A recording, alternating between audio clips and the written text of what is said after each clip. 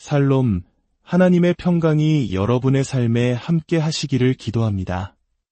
우리는 때로 스스로에게 이런 질문을 던지곤 합니다. 왜 인간의 삶에는 이토록 고통과 갈등이 가득할까요? 왜 우리는 선한 것을 알면서도 악한 것에 끌리고 완벽한 기쁨을 누리지 못하는 걸까요?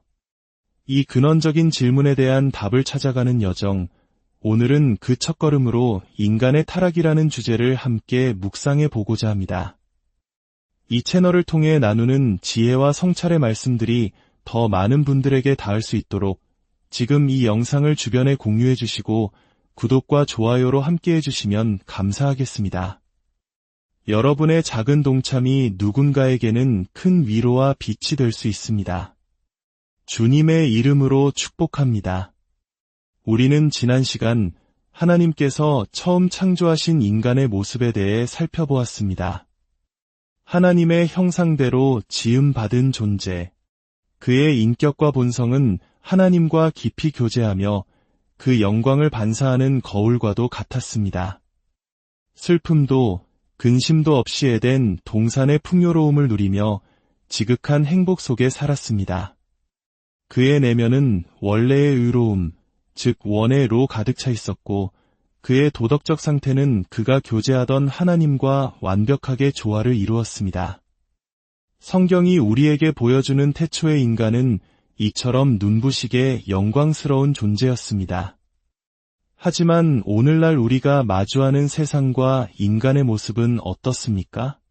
그 영광스러운 모습과는 너무나도 다른 완전히 뒤바뀐 풍경이 펼쳐져 있습니다.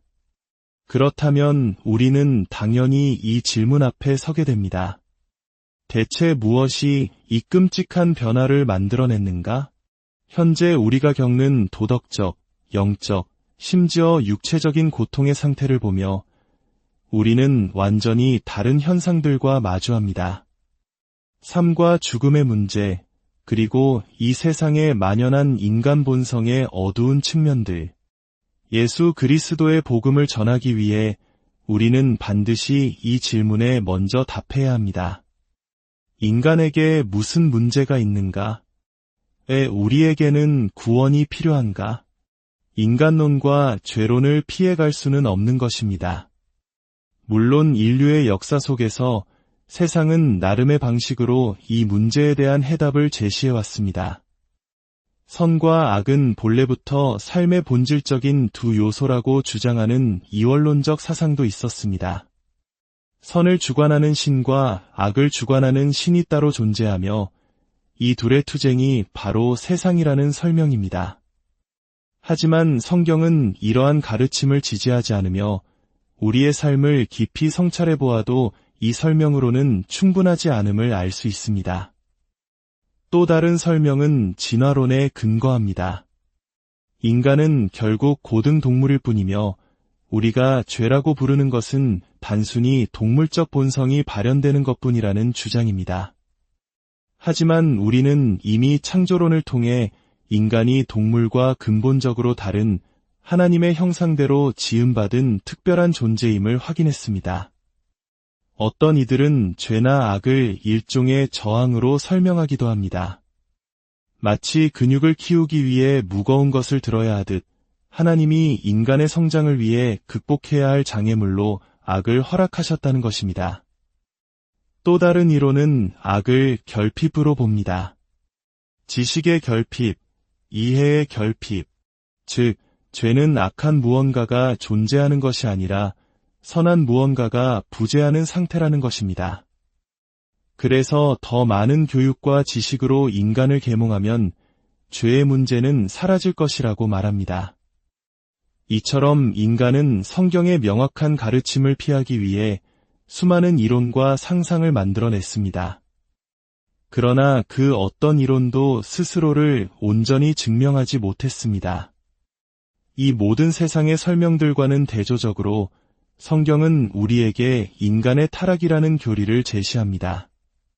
그리고 우리는 즉시 이 중대한 질문과 마주하게 됩니다. 창세기 3장에 기록된 이 이야기는 과연 역사적 사실인가? 많은 사람들이 이 이야기를 그저 하나의 비유나 풍류라고 말하며 그 역사성을 부인하려 했습니다. 실제로 일어난 사건이 아니라 인간의 점진적인 변화를 그림처럼 보여주기 위해 고안된 아름다운 이야기일 뿐이라는 것입니다. 또 어떤 이들은 이를 신화라고 부릅니다. 신화란 그 자체는 역사적 사실이 아닐지라도 그 안에 담긴 진리는 사실인 이야기라는 뜻입니다. 즉, 그런 방식으로 일어나지는 않았지만 그와 유사한 어떤 진실이 실제로 일어났다는 설명입니다. 특히 많은 이들이 뱀의 존재에 대해 의문을 제기합니다. 뱀은 실제 동물이 아니라 인간의 탐욕이나 성적인 욕망 혹은 잘못된 이성을 상징하는 것뿐이라고 해석합니다. 설령 뱀의 존재를 받아들인다 해도 동물이 어떻게 말을 할 수 있느냐며 그 대화의 사실성을 믿기 어려워합니다. 이 모든 의문들에 대해 우리는 무엇을 말할 수 있을까요? 우리가 분명히 해야 할 첫 번째 사실은 창세기 3장의 이야기는 스스로를 역사로서 우리에게 제시하고 있다는 점입니다. 그 어디에도 이것이 비유나 상징이라는 암시는 없습니다. 꾸밈없는 사실과 역사의 기록으로 주어졌습니다. 만약 이 이야기의 일부는 역사이고 일부는 비유라고 주장하기 시작하면 우리는 스스로 해결할 수 없는 모순에 빠지게 됩니다. 예를 들어 14절과 15절에 기록된 하나님의 심판과 그 결과는 오늘날까지 이어져 오는 명백한 현실입니다. 성경 전체의 논리는 이 심판이 역사적 사실이라는 전제 위에 세워져 있습니다. 이야기의 일부가 사실이라면 왜 전체가 사실이 될 수 없겠습니까? 개인적으로 저는 이 모든 것을 사실로 받아들이는데 아무런 어려움을 느끼지 않습니다. 우리가 전능하신 하나님을 믿고 영적인 존재인 사탄의 실제를 믿는 순간 우리는 기적을 기대할 수 있습니다. 우리가 이해할 수 없는 초자연적인 일들이 일어날 수 있음을 인정해야 합니다. 뱀이 말을 했다는 사실에 대해 어려움을 느끼는 것도 마찬가지입니다. 성경이 묘사하는 사탄의 능력을 믿는다면 그가 뱀을 도구로 삼아 말하게 할 힘이 있다는 것을 믿는 것이 왜 어렵겠습니까? 더 나아가 성경의 다른 부분들은 창세기 3장이 명백한 역사임을 일관되게 증언하고 있습니다. 욥기 31장 33절에서 욥은 이렇게 고백합니다. 내가 언제 아담처럼 내 죄악을 숨기고 내 불법을 품에 감추었었던가? 욥은 아담이 실제로 죄를 짓고 그것을 숨기려 했던 역사적 인물임을 전제로 이야기하고 있습니다. 호세아 6장 7절은 이렇게 말합니다. 그들은 아담처럼 언약을 어기고 여기서 이스라엘 백성의 불순종을 최초의 인간 아담의 불순종에 비유하며 아담의 언약 파기가 역사적 사건이었음을 분명히 합니다. 사도 바울의 증언은 더욱 결정적입니다. 고린도후서 11장 3절에서 그는 이렇게 경고합니다. 나는 뱀이 그 관계로 하와를 미혹한 것 같이 너희 마음이 그리스도를 향하는 진실함과 깨끗함에서 떠나 부패할까 두려워하노라. 바울은 뱀이 하와를 유혹한 사건을 실제 역사로 인용하며 고린도 교인들이 겪을 수 있는 영적 위험을 설명하고 있습니다. 또한 디모데전서 2장 14절에서는 아담이 속은 것이 아니고 여자가 속아 죄에 빠졌음이라고 말하며 아담과 하와의 타락 순서와 그 과정을 역사적 사실에 근거하여 논증을 펼칩니다. 이처럼 성경의 가르침을 부분적으로 취사 선택하는 것은 결국 전체 신앙 체계를 흔드는 위험한 일이 됩니다. 우리가 이해하기 어려운 부분이 있다 할지라도 창세기 3장을 문자적이고 실제적인 역사로 받아들이는 것이 가장 온전한 태도입니다. 자, 그렇다면 이 역사를 자세히 들여다보며 그 의미를 파헤쳐 보겠습니다. 이야기가 우리에게 알려주는 첫 번째 진실은 악과 죄와 유혹은 인간의 외부로부터 왔다는 것입니다. 사탄이 뱀을 도구로 사용하여 접근했습니다. 이것은 매우 중요한 사실입니다. 인간의 본성 자체에 혹은 그의 육체 안에 죄를 만들어내는 필연적인 요소는 없었습니다. 죄는 인간의 감각적인 욕망에서 비롯된 것이 아니라 전적으로 외부에서 온 것이며 인간은 그것을 거부할 수 있는 완전한 자유의지를 가지고 있었습니다. 타락의 과정은 어떠했습니까? 창세기 3장의 기록을 따라가 봅시다. 첫째, 뱀은 남자가 아닌 여자에게 먼저 접근했습니다. 성경이 이 사실을 강조하는 데에는 분명 깊은 의미가 있습니다. 둘째, 하와는 하나님을 비방하는 사탄의 말에 귀를 기울이기 시작했습니다. 하나님의 말씀을 의심하고 나아가 하나님의 사랑까지 의심하게 되었습니다. 셋째, 그녀는 하나님이 금지하신 그 열매를 바라보기 시작했습니다. 그것을 바라보자 먹음직스럽게 보였고 금지된 것에 대한 욕망이 싹텄습니다. 마지막으로 이 모든 과정은 그녀를 명백한 불순종의 행위로 이끌었습니다. 그녀는 의도적으로 하나님의 명령을 어겼습니다. 그리고 그녀가 건네는 열매를 아담 또한 받아먹음으로써 둘은 함께 범죄하게 되었습니다. 궁극적으로 그들이 왜 이런 선택을 했는지에 대한 최종적인 답은 아무도 할 수 없습니다. 그것은 사탄이 처음에 어떻게 타락했는지 설명할 수 없는 것과 마찬가지로 신비의 영역에 속합니다. 하지만 우리는 그 과정 속에서 야망이라는 동기를 발견할 수 있습니다. 그 야망은 신적인 지식에 이르는 지름길을 택하려는 욕망의 형태로 나타났습니다. 이것은 오늘날 우리가 겪는 수많은 영적 문제의 핵심과도 같습니다. 우리는 종종 하나님의 방법이 너무 느리고 힘들다고 느낍니다. 그때 사탄이 다가와 속삭입니다. 그렇게 힘들게 갈 필요 없어. 내가 알려주는 쉬운 길이 있어. 이 길로 가면 즉시 내가 원하는 것을 얻을 수 있어. 이 지름길의 유혹은 인류 최초의 유혹이었으며 오늘날 수많은 이단과 잘못된 가르침의 근간을 이루고 있습니다. 그들은 언제나 성경적인 방법보다 더 빠르고 더 쉽고 더 직접적인 방법을 제시합니다. 결국 타락의 본질은 이것이었습니다.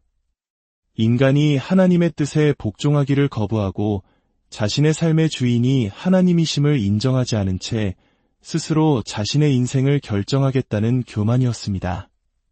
그들은 하나님의 계획과 목적을 한쪽으로 밀어내고 그 자리에 자신들의 생각과 방법을 올려놓았습니다. 사도 요한은 요한일서 2장 16절에서 세상의 모든 것이 육신의 정욕과 안목의 정욕과 이생의 자랑이라고 말합니다.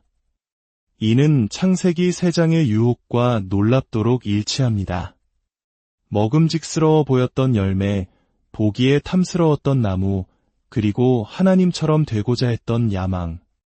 이 3가지 요소는 태초부터 지금까지 인류를 넘어뜨리는 죄의 핵심적인 동력입니다. 이 불순종의 결과는 참혹했습니다. 가장 먼저 그들은 자신들의 육체를 의식하게 되었습니다. 이전에는 벌거벗었으나 부끄러워하지 않았던 그들이 죄를 짓는 순간 수치심을 느끼고 무화과나무 잎으로 몸을 가리려 했습니다. 하나님이 주신 영광스러운 몸이 문제와 부끄러움의 대상이 된 것입니다. 그 다음으로 죄책감이 그들을 덮쳤습니다. 스스로 잘못했음을 알았고 내면으로부터 정죄를 받았습니다. 이어서 하나님에 대한 두려움이 생겨났습니다. 이전에는 저녁 서늘한 때에 찾아오시는 하나님의 음성을 기쁨으로 맞았지만 이제 그들은 하나님의 낯을 피하여 동산 나무 사이에 숨었습니다. 하나님과의 친밀한 교제는 끊어지고 두려움과 분리가 그 자리를 대신했습니다. 이것이 바로 영적인 죽음입니다. 그들은 결국 낙원, 에덴 동산에서 쫓겨났습니다. 다시는 돌아갈 수 없도록 화염검이 그 길을 막았습니다. 자연과의 관계도 완전히 변했습니다. 이전에는 수고 없이 열매를 얻었지만 이제는 얼굴에 땀을 흘려야만 먹을 것을 얻게 되었습니다. 땅은 가시덤불과 엉겅퀴를 내었고 자연은 극복하고 다스려야 할 투쟁이 대상이 되었습니다. 그리고 마침내 육체적인 죽음이 찾아왔습니다. 타락 이전의 인간은 죽지 않을 수 있는 존재였습니다. 하나님께 순종하는 한 영혼이 살 수 있었습니다. 그러나 타락의 결과 인간은 이제 죽지 않을 수 없는 존재가 되었습니다. 반드시 죽어야만 하는 운명에 처하게 된 것입니다. 로마서 5장 12절은 이를 명확히 증언합니다. 그러므로 한 사람으로 말미암아 죄가 세상에 들어오고 죄로 말미암아 사망이 들어왔나니 하지만 여기서 우리가 유의해야 할 점이 있습니다. 인간은 타락했지만 즉시 모든 것을 잃지는 않았습니다. 그의 지적인 능력은 여전히 남아있었고 인류는 도시를 건설하고 문명을 발전시켰습니다. 육체적인 죽음도 즉시 찾아오지 않았습니다. 죄의 결과와 영향은 점진적으로 그러나 확실하게 나타났습니다. 아담이 죄를 짓는 순간 인간이 갈 수 있는 최악의 상태까지 떨어진 것은 아니었습니다. 타락은 그 이후로 계속되는 쇠퇴와 부패의 시작점이었습니다. 그러나 즉시 그 순간에 일어난 변화도 있습니다. 법적인 결과입니다. 인간은 즉시 하나님의 정죄 아래 놓였습니다. 영적인 결과입니다. 그는 즉시 원의를 상실했습니다. 하나님과의 도덕적 조화가 깨어졌고 그분과의 교제가 단절되었습니다. 그렇지만 인간은 타락 후에도 여전히 인간이었습니다. 그의 본질적인 속성이나 요소를 잃어버린 것은 아닙니다. 지성, 감정, 의지는 여전히 남아있었습니다. 그가 잃어버린 것은 하나님과의 올바른 관계, 즉 원의와 그분과의 교제였습니다. 타락한 인간의 상태를 이보다 더 잘 묘사한 비유가 있을까요? 오래전 청교도 신학자 존 하우는 타락한 인간을 폐허가 된 궁전에 비유했습니다. 한때 위대한 왕이 거주했던 웅장하고 아름다운 궁전. 그러나 지금은 모든 영광을 잃고 폐허만 남아 그 입구에 이런 팻말이 붙어있는 것과 같습니다. 한때 하나님이 이곳에 거하셨다. 그렇습니다. 타락한 인간의 모습 위에는 이 비문이 새겨져 있습니다. 하나님이 한때 이곳에 거하셨다. 지금은 더 이상 거하시지 않지만 타락 이전에는 하나님이 거하셨던 성전이었습니다. 이제는 폐허가 되어버린 성전. 이것이 바로 죄가 가져온 끔찍하고 비극적인 현실입니다. 오늘 우리가 마주한 이 진실은 인류가 직면할 수 있는 가장 심오하고도 두려운 진실 중 하나입니다. 이것이 바로 오늘날 세상이 이토록 고통스러운 이유이며 우리 안에 해결되지 않는 갈등이 존재하는 이유입니다. 오늘 이 깊은 성찰의 시간이 폐허가 된 우리 마음에 다시 찾아오시는 하나님의 은혜를 갈망하게 하는 귀한 계기가 되기를 소망합니다. 주님의 평강이 여러분과 함께